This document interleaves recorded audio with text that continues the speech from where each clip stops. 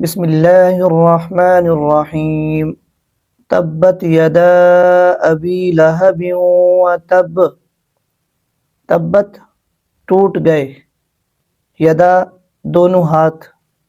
ابی لہب ابو لہب کے، وتب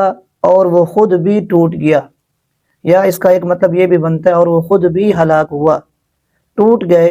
دونوں ہاتھ ابو لہب کے اور وہ خود بھی ٹوٹ گیا یا ہلاک ہو گیا۔ تبا کے دونوں مطلب بنتے ہیں۔ ما اغنا عنہ مالہ وما کسب، ما مطلب نہیں، اغنا کام آیا، نہ کام آیا، عنہ اس کے مراد ابو لہب ہے، ان مطلب سے، ہو مطلب ابو لہب مراد ہے یہ والا، یعنی نہ کام آیا اس کے، مالہ اس کا مال، مال مطلب دولت، ہو مطلب ابو لہب، تو نہ کام آیا ابو لہب کے اس کا مال، یعنی ابو لہب کا مال اس کے کام نہ آیا۔ وما کسب، وا مطلب اور، ما مطلب جو، یہاں ما کا مطلب بنتا ہے جو، یہ والا ما نفی کے لیے تھا، اس کا مطلب تھا نہیں، یہ والا ما عربی گرامر کے اندر اسم موصول ہے جس کا مطلب بنتا ہے جو، اور جو کسبہ اس نے کمایا، یعنی نہیں کام آیا ابو لہب کے اس کا مال،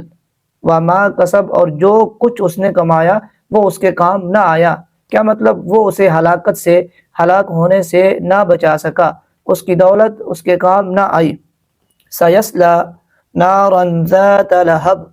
سیصلی یہ جو سین ہے اس کا مطلب ہے ان قریب، یصلی وہ ڈالا جائے گا، وہ داخل ہوگا،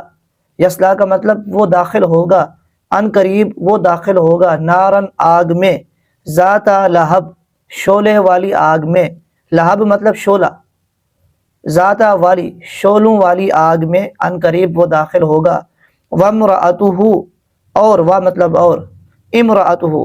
یہ اصل میں جب وا اور میم کو ملایا تو الف جو حمزہ ہے یہ خاموش ہو گیا، اب یہ نہیں پڑھا جائے گا۔ وامرأتہ اس کی بیوی، کس کی بیوی؟ ابو لہب کی بیوی، پیچھے کس کا ذکر چل رہا ہے؟ ابو لہب کا، اس کی بیوی، حمالۃ الحطب